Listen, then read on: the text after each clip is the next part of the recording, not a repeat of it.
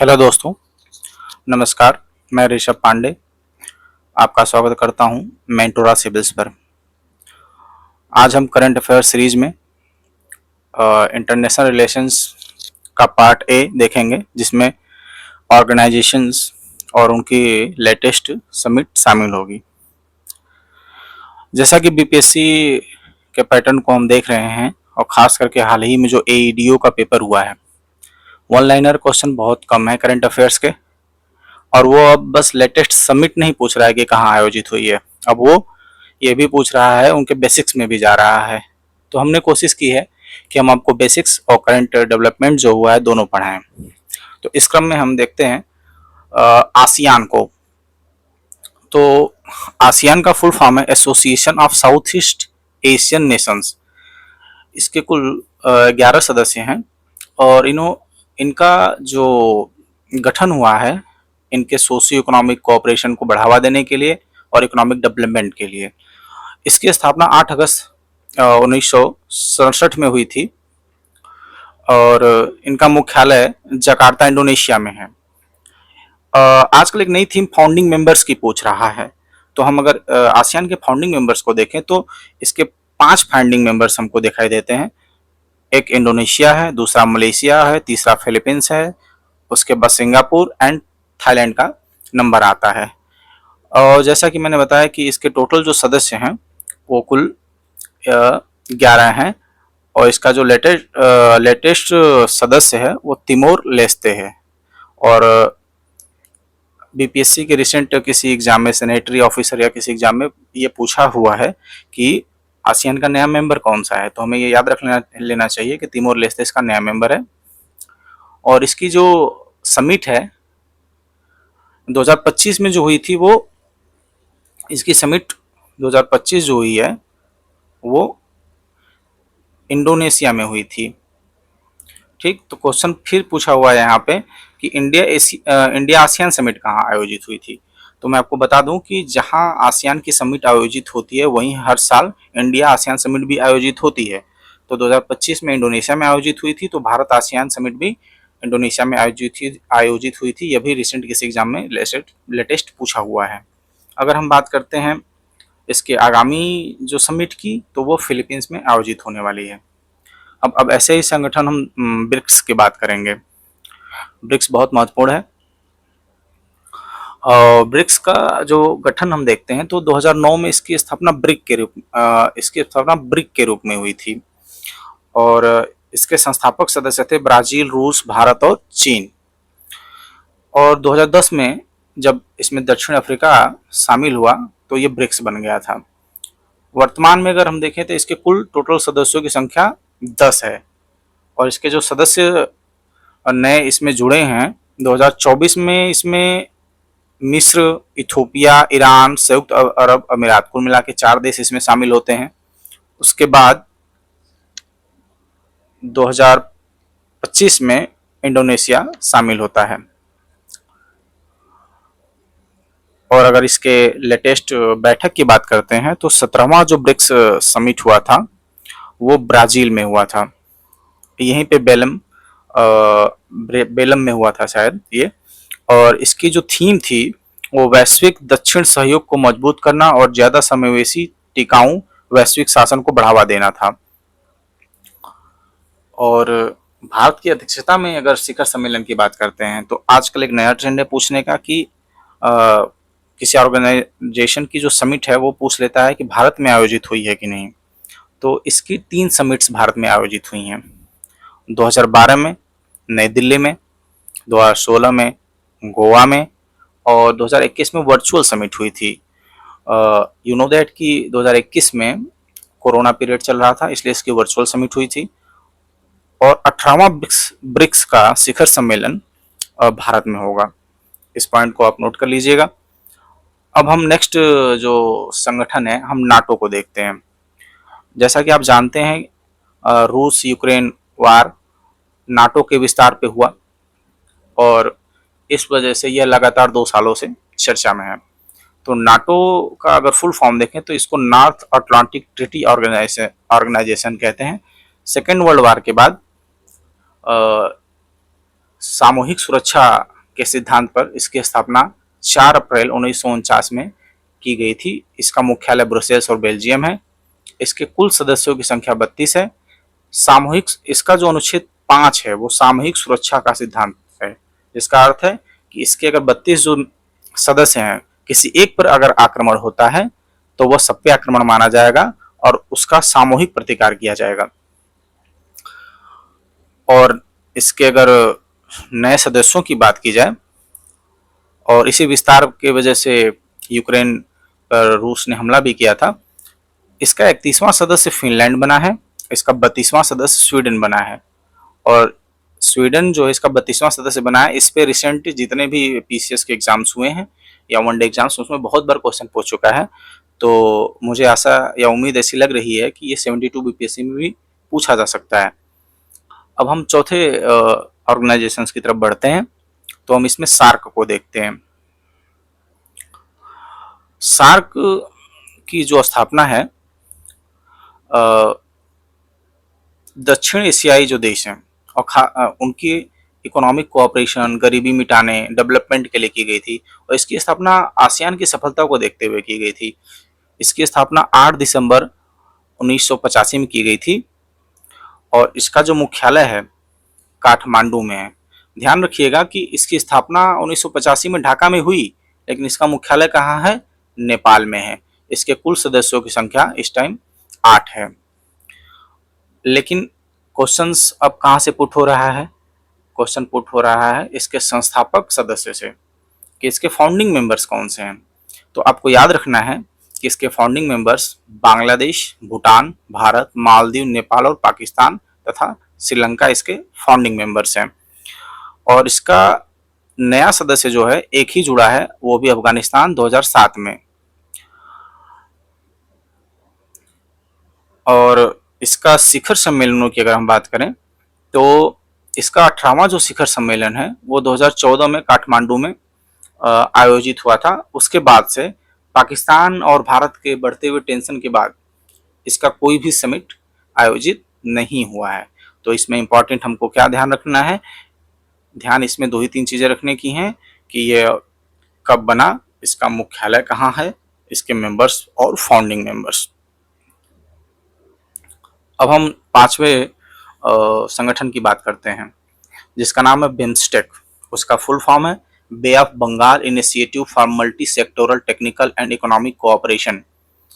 इसकी स्थापना की जरूरत इसलिए पड़ी कि पाकिस्तान और भारत के तनाव की वजह से सार्क अच्छे तरीके से काम नहीं कर पा रहा था।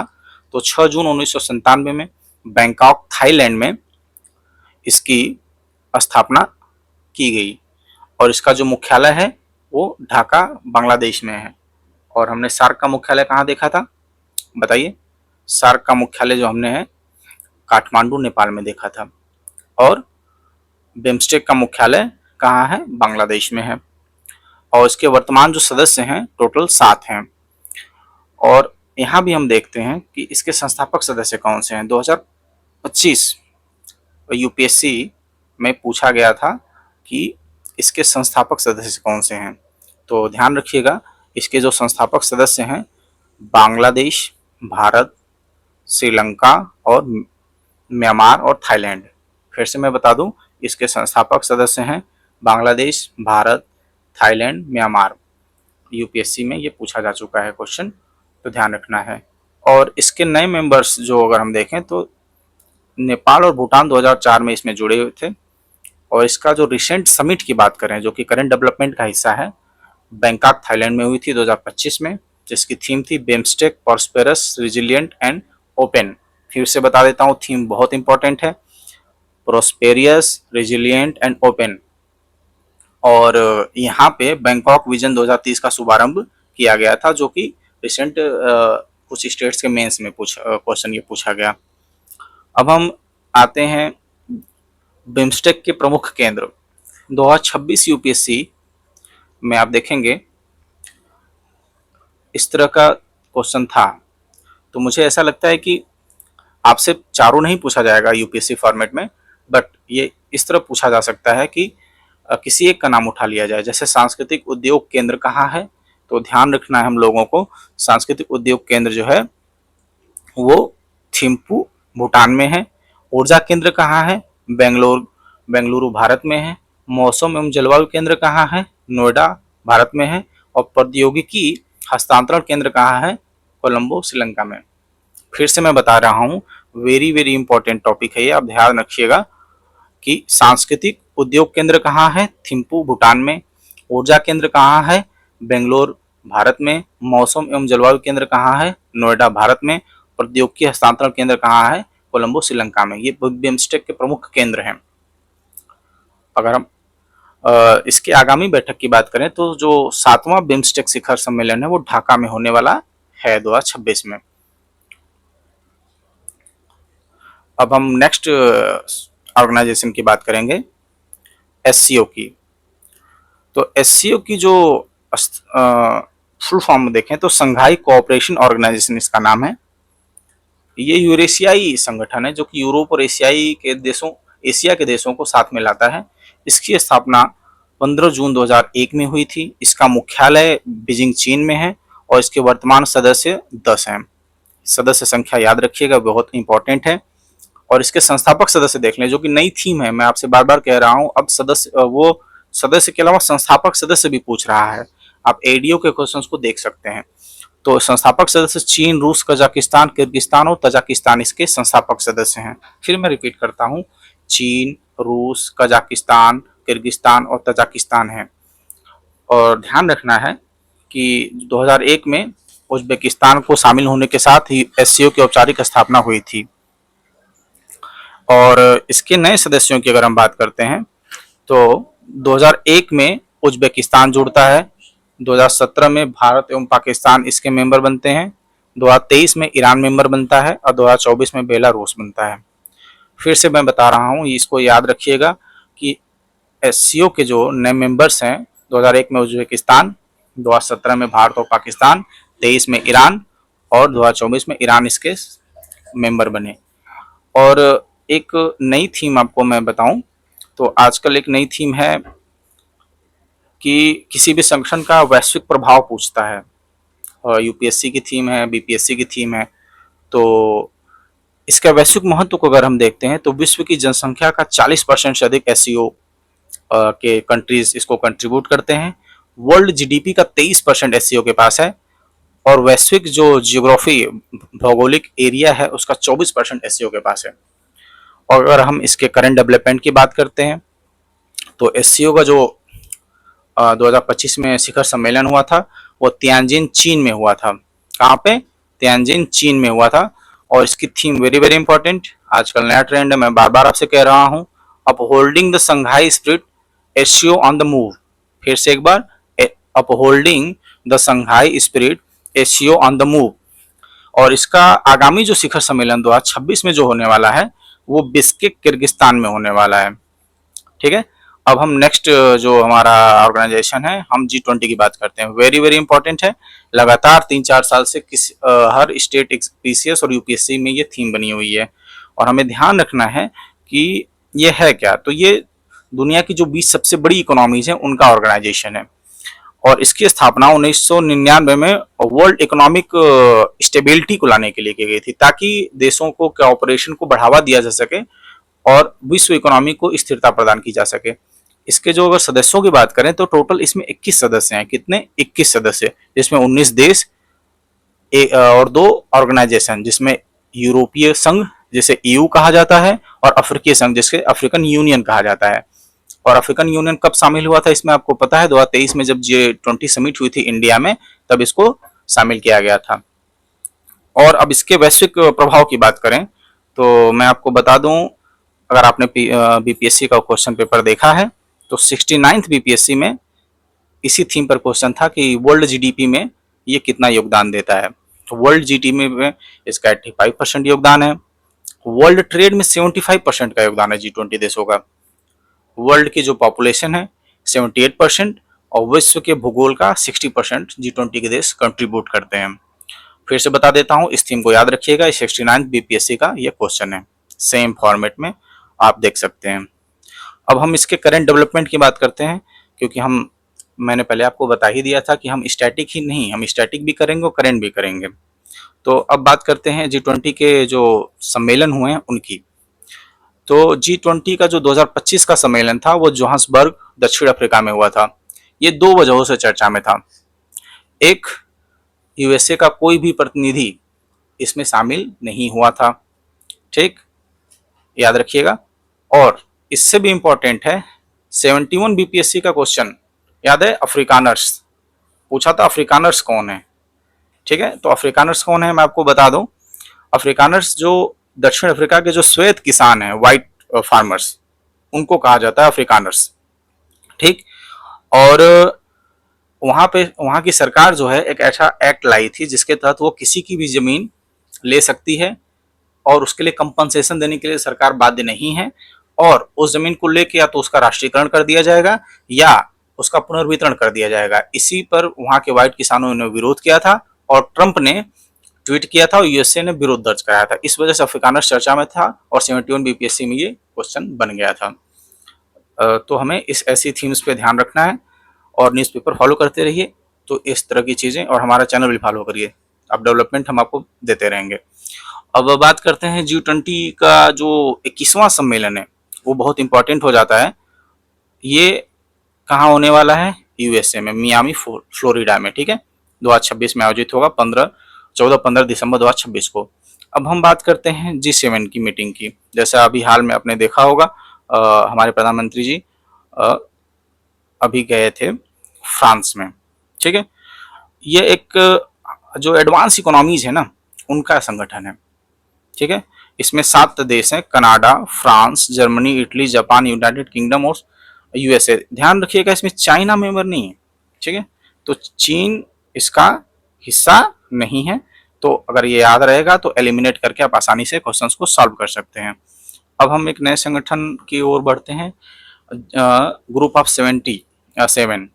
ये क्या है कि जो विकासशील देशों है ना उनका संगठन है, ठीक है।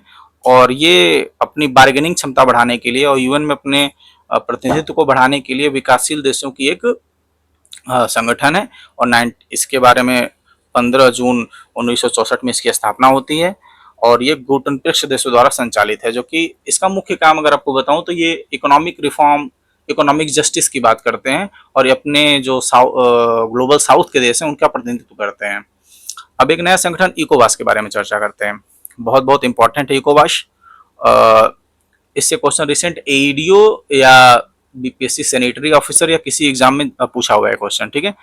और एग्जैक्ट मैं रिकॉल नहीं कर पा रहा हूँ, और अगली बार से मैं पीवाईक्यूज डाल दूंगा कि ताकि आपको मैं एग्जैक्ट बता सकूं कि किस एग्जाम में पूछा हुआ है। तो इकोवास की बात करते हैं तो Economic Community of West African States है। ये चर्चा में क्यों था, चर्चा में इसका होने का रीजन ये है कि अभी 2025 में क्या हुआ था,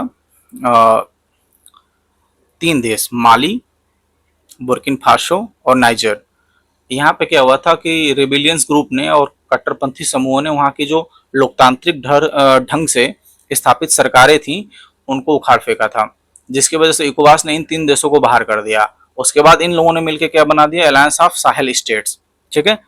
इस वजह से यह चर्चा में था और रिसेंट किस एग्जाम में पूछा है कि इकोवास को किन देशों ने छोड़ा, तो माली, बुर्किन फासो, नाइजर ने इसको छोड़ा हुआ था। अब हम अपने नए ऑर्गेनाइजेशन को देखते हैं जो कि बहुत बहुत इंपॉर्टेंट है, ओपेक। ओपेक इंपॉर्टेंट क्यों है मुझे कहने की जरूरत है नहीं, बट भी फिर भी मैं कहूँगा।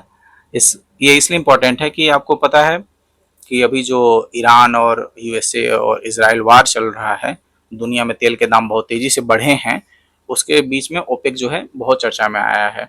ओपेक का फुल फॉर्म है Organization of the Petroleum Exporting Countries, ठीक है। यह एक तरह का कार्टेल है। कार्टेल का मतलब यह है कि ये दुनिया में जो ऑयल प्रोडक्शन होता है ना उसको नियंत्रित करते हैं, ताकि जो मार्केट पे पकड़ हो इनकी बनी रहे और तेल बहुत ज़्यादा सस्ता ना हो जाए या तेल बहुत ज़्यादा महंगा ना भी हो जाए, ठीक है। इसका जो गठन 1960 में होता है, इसका मुख्यालय वियना में है। वियना ऑस्ट्रिया की राजधानी है, ठीक है। और उद्देश्य मैंने आपको बता ही दिया था।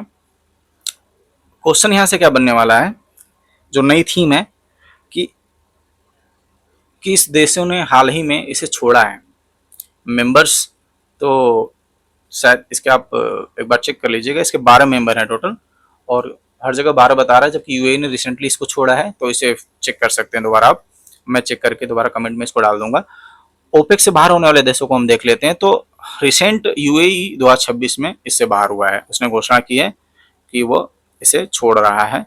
तो 2026 में यूएई ने छोड़ दिया, अंगोला ने 2024 में इसे छोड़ा था, इक्वाडोर ने 2020 में इसे छोड़ा था, कतर ने 2019 में इसे छोड़ा था, और इंडोनेशिया ने इसे 2 बार 2009 और 2016 में छोड़ दिया। तो इसे याद रखिएगा, मैं इसे हाई इम्पैक्ट बोल रहा हूँ, VIMP है, ठीक है, कि ओपेक को हाल ही में किस देश ने छोड़ा, ये क्वेश्चन आ सकता है। अब हम बात करते हैं यूएनएससी की। आपके बारे में पता है, आपको पता ही होगा यूएनएससी के बारे में कि ये संयुक्त राष्ट्र संघ का एक अभिन्न अंग है, और ये रियलिटी में ये यूएनएससी की एकमात्र ऐसी संस्था है जिसके पास अपने कानूनों को लागू करने की शक्ति है। इससे जो एक क्वेश्चन बन सकता है जो रिसेंटली, वो इसमें शामिल जो नए 5 देश हैं उनके बारे में, कि रिसेंटली 5 देश इसमें शामिल कौन से हुए हैं अस्थायी सदस्य के रूप में। तो इसमें 5 जो नए देश अस्थायी तौर पे शामिल हुए हैं, इसमें बहरीन शामिल हुआ है, कोलंबिया शामिल हुआ है, कांगो लोकतांत्रिक गणराज्य शामिल हुआ है, लातविया शामिल हुआ है, और लाइबेरिया शामिल हुआ है, ठीक है। और यूएनएससी में 10 अस्थायी सदस्य हैं और 5 अस्थायी सदस्य हैं, और आपको 5 अस्थायी सदस्यों के बारे में पता ही होगा, जैसा कि चीन, फ्रांस, रूस, यूनाइटेड किंगडम और यूएसए इसके परमानेंट मेंबर हैं, और 5 नए सदस्यों के बारे में मैंने बता दिया जो कि अस्थायी तौर पर क्रमवाइज चुने गए हैं, याद रखिएगा उसे।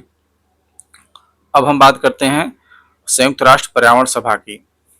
संयुक्त राष्ट्र पर्यावरण सभा के बारे में यह है कि इसका जो 7वां सत्र है उसका आयोजन केन्या नैरोबी में हुआ, जो कि इसका मुख्यालय भी है। इसका जो थीम था advancing sustainable solution for resilient planet था। यहाँ पे एक भारत ने महत्वपूर्ण प्रस्ताव रखा था वाइल्ड फायर मैनेजमेंट कोऑपरेशन पर, और इसको वहाँ पे स्वीकृति मिली है। तो याद रखना है कि ये लाइन बहुत इंपॉर्टेंट हो जाती है कि वाइल्ड फायर मैनेजमेंट कोऑपरेशन पर भारत ने यहाँ पे क्या एक प्रस्ताव रखा था, जिसपे संयुक्त राष्ट्र पर्यावरण सभा में उसको समर्थन मिला है। अब हम यूनेस्को को देख लेते हैं, जो कि मेरा हम लोगों के डिस्कशन का 14वां ऑर्गेनाइजेशन है। यूनेस्को का कार्यकारी बोर्ड 2025-29 के लिए भारत को इसके कार्यकारी बोर्ड का पुनः सदस्य बनाया गया है, ठीक है।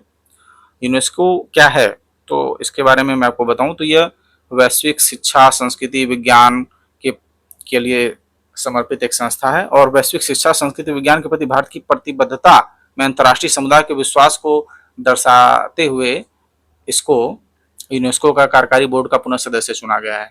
और एक खास डेवलपमेंट आपको मैं बता दूं, तो आप जैसा कि जानते हैं यूनेस्को 2 प्रकार की विरासत का लिस्ट जारी करता है, एक मूर्त एक अमूर्त। तो अमूर्त जो सांस्कृतिक विरासत पे यूनेस्को का जो सम्मेलन हुआ था वो 2025 में नई दिल्ली में आयोजित हुआ था, वेरी वेरी इंपॉर्टेंट। और दूसरा सबसे इंपॉर्टेंट है कि इसी सत्र में दीपावली को विश्व अमूर्त विरासत, सांस्कृतिक विरासत के रूप में मान्यता दी गई थी। तो याद रखना है कि अमूर्त सांस्कृतिक विरासत पर यूनेस्को का सम्मेलन 2025 में नई दिल्ली में आयोजित हुआ था, लाल किले में, और इसमें दीपावली को अमूर्त विरासत के रूप में शामिल किया गया। यूपीएससी में 2024 में 2 क्वेश्चन था, पूछा गया था कि रिसेंट अमूर्त विरासत कौन सी है, ठीक है।